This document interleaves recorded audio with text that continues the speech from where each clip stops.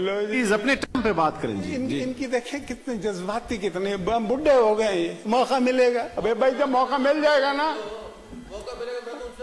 تو ان سے بات کیوں کر رہے ہیں نا؟ ڈسٹرب کر رہے ہیں نا. میں تو آپ کو ڈسٹرب نہیں کرتا بھائی، جب آپ تقریر کرتے ہیں جی مشاہد صاحب، میں برداشت کر لیتا ہوں نا. آپ بھی برداشت کر لیں. آپ کو جی آرڈر پلیز. جی مشاہد صاحب، آپ انہیں تو برداشت کر لیا جو کے پی کے سے عورتیں آئی ہوئی ہیں، ان سے تو جا کے ملتے نہیں. یہاں پہ موقع ملے گا، انہیں پوچھے نا جا کے کیوں آئے وہ لوگ.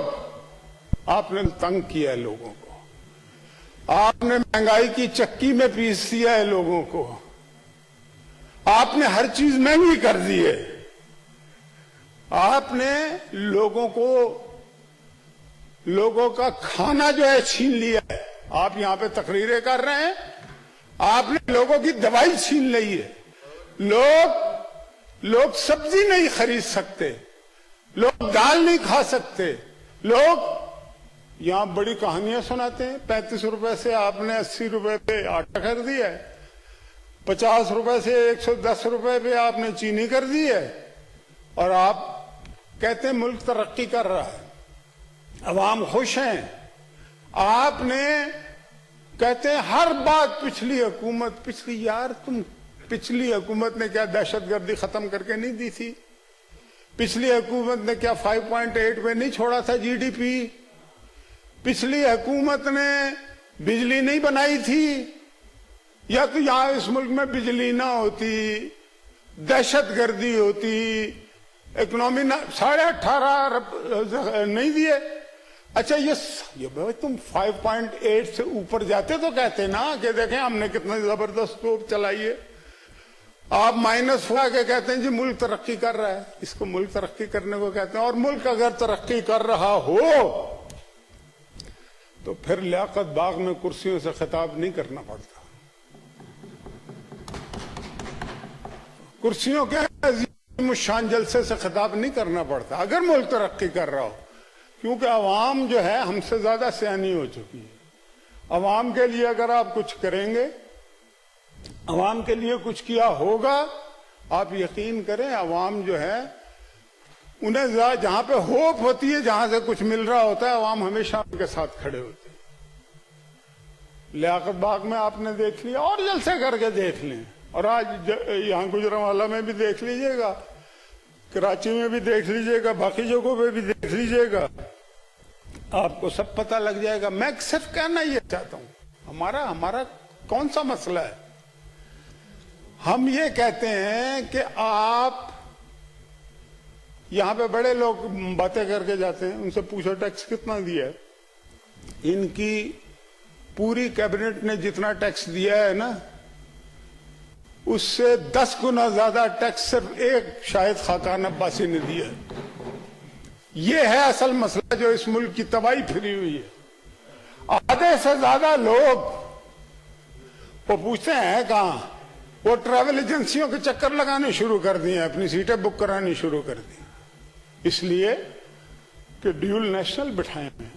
آپ نے اپنے لوگ تو بٹھائے، کرونیز بٹھائے ہوئے ہیں نا، اے ٹی ایمز بٹھائے ہوئے ہیں نا. ان کا کوئی تجربہ نہیں ہے، ان کو کچھ معلوم نہیں ہے حکومت کیسے چلانی ہے. صرف ہمیں گالیاں دینے سے اگر آپ کی حکومت چلتی یا چل رہی ہوتی تو ہم خود یہ آفر کرتے کہ روزانہ آپ ہمیں گالیاں دیا کریں، اس لیے کہ آپ کی حکومت بڑی اچھی چل رہی ہے نا. لوگوں کو کھانے کو مل رہا ہے، لوگوں کو دالیں مل رہی ہیں، سستی سبزیاں مل رہی ہیں، لوگ گوشت کھا رہے ہیں جو کہ بھول ہی چکے ہیں کہ گوشت ہوتا کیسے. آٹا چینی آپ دے نہیں سکتے. جی باتیں آپ بڑی بڑی کرتے ہیں. دیکھیں اس سینٹ میں بیٹھے ہوئے وہ لوگ جو صرف سینٹ سے تنخواہ لیتے ہیں، ان کا بھی گزارا اب اس طرح سے نہیں ہو رہا. یقین کریں، وہ ہے نا کہ زندگی کے نرخ اتنے بڑھ گئے، موت کا سودا ہمیں سستا لگا. لوگوں نے خودکشیاں کرنی شروع کر دی، اپنے بچوں کے ساتھ خودکشیاں کرنی شروع کر دی. یہ ساری وہ باتیں ہیں جو اخباروں میں چھپ رہی ہیں، روزانہ ہم پڑھتے ہیں. ہم مستی میں نہیں ہیں، یہاں پہ لوگ مست ہوئے ہیں کہ بھائی حکومت مل گئی ہے، بابر بیش کوش کے عالم مجھے آپ ایک بات بتائیں، ٹھیک ہے آپ ایم کے جو اپوزیشن ہے اس کے ساتھ جو انتقامی آپ نے کارروائی کر لی ہے اور کر رہے ہیں ابھی اور کرنا چاہتے ہیں، انٹینشنز بھی ظاہر کرتے ہیں، اوپنلی بات کرتے ہیں، جو آپ کو بھگتنی بھی پڑے گی انشاءاللہ تعالیٰ، کوئی زیادہ دور نہیں ہے. لیکن بات یہ ہے کہ حکومتیں انصاف کرنے کے لیے ہوتی ہیں، حکومتیں بدلے چکانے کے لیے نہیں ہوتی. اور اگر آپ نے انتقام لینا ہی ہے پھر آپ نے جو آپ کی کیبنٹ میں لوگ بیٹھے ہوئے ہیں ان کو آپ نے کیوں چھوڑا ہوا ہے؟ جہانگیر ترین کیوں چلا گیا ہے؟ وہ دوسرا جو ہے جنوبی پنجاب والا، اس کا کیا مسئلہ ہے؟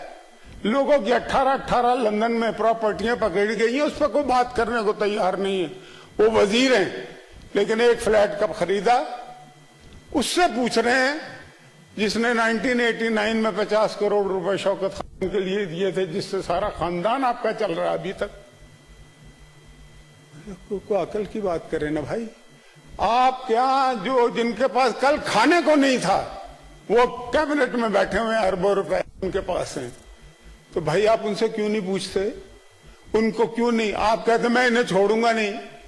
کیا چھوڑو گے نہیں؟ ہم میں کوئی مطلب کہ وہ ہے نا شوق سے شہر پناہوں میں لگا دو ہم کو. ہم چٹانے ہیں، کوئی ریت کا ساحل تو نہیں، ہم کوئی دیواریں پھاندنے والے لوگ تو نہیں ہیں بھائی جان کہ ذرا پولیس کا ایک انسپیکٹر آیا اور 10 فٹ کی دیوار پھانگ کے اپنے باپ اور بہنوں کو اکیلا چھوڑ کے چلے گئے. ہم ان لوگوں میں سے نہیں ہیں. ہم نے ہر دور میں تذلیل سہی، ہم نے ہر دور کے چہرے کو ضیاء بخشی. ہمارے سے اس طرح سے آپ ٹکرائیں گے، کل کو آپ رو رہے ہوں گے. آپ یقین کریں ہم رونے والے لوگ نہیں ہیں، لیکن مجھے ان کے آنسو ابھی نظر آ رہے ہیں. ان کے ساتھ بڑا برا ہونا ہے کیونکہ اس طرح سے کسی حکومت نے کیا نہیں ہے آج تک. آپ ایک سال سے 1.5 سال سے لوگوں کو رکھا ہوا ہے جیلوں میں، ایک روپے کی کرپشن آپ نے کسی پہ ثابت نہیں کی، اور آپ کہتے ہیں جی میں این آر او نہیں دوں گا. این آر او مسلط شدہ آدمی بھی این آر او دے سکتا ہے کسی کو. جو کسی کی انگلی پہ بیٹھا ہوا ہو وہ کسی کو کیا ہوں، جن کی ہتھیلی میں سوراخ ہزاروں، وہ دینا بھی چاہیں گے تو کیا دیں گے کسی کو؟ اب کیا دے سکتے ہیں؟ آپ لینے والے ہیں، آپ نے ساری زندگی مانگا ہے، منگترل. آپ کیا دیں گے کسی کو؟ دینے والے ہوتے وہی ہیں. میں آخر میں ایک مرتبہ پھر یہ جو ڈی چوک میں بڑے غریب لوگ ہیں، دیکھیں مہنگائی شنگائی ہوتی رہتی ہے، ظاہر ہے ہر سال کچھ نہ کچھ، لیکن حکومتیں یہ پہلی دفعہ میں دیکھ رہا ہوں جناب چیئرمین کہ مہنگائی تو بے پناہ کر دی ہے اور سرکاری ملازمین کی تنخواہوں میں اضافہ نہیں ہوا. وہ ڈاکٹر جو کل اپنے نسخوں پہ لکھا کرتے تھے کہ ووٹ پی ٹی آئی کو دینا ہے، وہ یہاں پہ سڑکوں پہ دھکے کھا رہے ہیں. وہ اور علی محمد خان چلا گیا ہے نا، یہ رات گیا تھا وہاں پہ، اس کو جو کچھ سنایا گیا ہے وہ ساری دنیا نے سنا ہے. وہ مطلب کہ سوشل میڈیا پہ بھی ہے، یوٹیوب پہ بھی ہے، ہر جگہ ہے. تو بات یہ ہے کہ میں ان کے مطالبات کی مکمل حمایت کرتا ہوں، اس لیے کہ یہ لوگ اس ملک کو چلاتے. پولیو ورکرز جانوں کے نذرانے دیے ہیں انہوں نے. بڑا مشکل ہوتا ہے گولی کھانا، اور پہلے سے پتا غریب ہی لوگ ہوتے ہیں یہ بیچارے، یہ پولیو ورکرز جو ہوتے ہیں، ان کو تنخواہ ملتی کتنی ہے؟ آپ نے کتنی مہنگائی کر دی ہے کہ وہ اپنے بچوں کو دودھ پلانے کے قابل نہیں رہے. جناب چیئرمین یہ کون سی حکومت ہے؟ یہ کرتے کیا ہیں؟ ہر روز کیبنٹ کا اجلاس ہوتا ہے، مجھے یہ بتا دیں، روز کیبنٹ کا اجلاس ہو رہا ہے جی بھائی، بڑی اچھی بات ہے، اجلاس آپ ضرور کریں، لیکن بھائی اس کا نتیجہ یہی ہے کہ جس نے دوائیاں بڑھائی ہیں اس کو پرموٹ کر دیا، جس نے آٹا بڑھایا ہے اس کو پرموٹ کر دیا، جس نے، آپ کو پتا ہے کہ صرف چینی میں ابھی تک 200 ارب روپے سے زیادہ عوام کے اوپر بوجھ پڑ چکا ہے. 200-300 ارب روپے آٹے کی، یہ یہاں پہ ابھی باتیں کر رہے تھے مہنگائی نہیں بڑھی، आटे पे 200-300 अरब का और जो आवाम दे रही है रोजाना, तनख्वाह नहीं बढ़ानी, महंगाई बढ़ानी है। आटा तो कभी मतलब महंगा ही नहीं होता इस तरह से। हम 53 रुपए पे छोड़ गए थे, हम बुरे हैं। आप 110 रुपए पे बेच रहे हैं, आप बड़े अच्छे कैसे हो सकते हैं? हम 35 रुपए पे जो चीज छोड़ के गए थे, आप 80 रुपए की बेच के अच्छे कैसे हो सकते हैं? शायद साहब बड़ी तो भाई बात ये है, ये पीडीएम वैसे ही नहीं बनी। ये अगर ये काम ना किए हुए होते, अगर हमारे साथ लोग ना होते तो पीडीएम भी ना होती। पीडीएम जो है ये एक तूफान है, और ये तूफान जो है इसने अपना रुख अख्तियार कर लिया है, और आपने तो होना ही नहीं है। अभी कुछ अरसे बाद आपने जेल में होना है। आपने जो वारदातें डाली हुई ना केपीके में। जी मुशाहिद साहब प्लीज। जी क्या भाई, अब आप लीडर ऑफ द हाउस नहीं है, मैं आपकी नहीं सुनूंगा, इनकी जी मुशाहिद साहब प्लीज अगर वाइंड अप करें, क्योंकि अभी जुमे का टाइम है प्लीज। उन्हें इस तरह खड़ा नहीं होना चाहिए। वो पता कैसे खड़े हुए हैं, उनका कसूर नहीं, मेरा भाई है। सब अभी भी अपने आप को लीडर ऑफ द हाउस समझ रहा, क्योंकि वो खड़ा होता था, मैं बैठ जाता था कि वो उसका हक है ना। जी लेकिन जी मुशाहिद साहब, अब वो इनके कान में कह रहे हैं, अब वो देखे खड़ा कर दिया। देखिए ये चालाकियां और मक्कारियां। मैं खड़ा हो जाता। चाहे मुशाहिद साहब बस आप चलाकी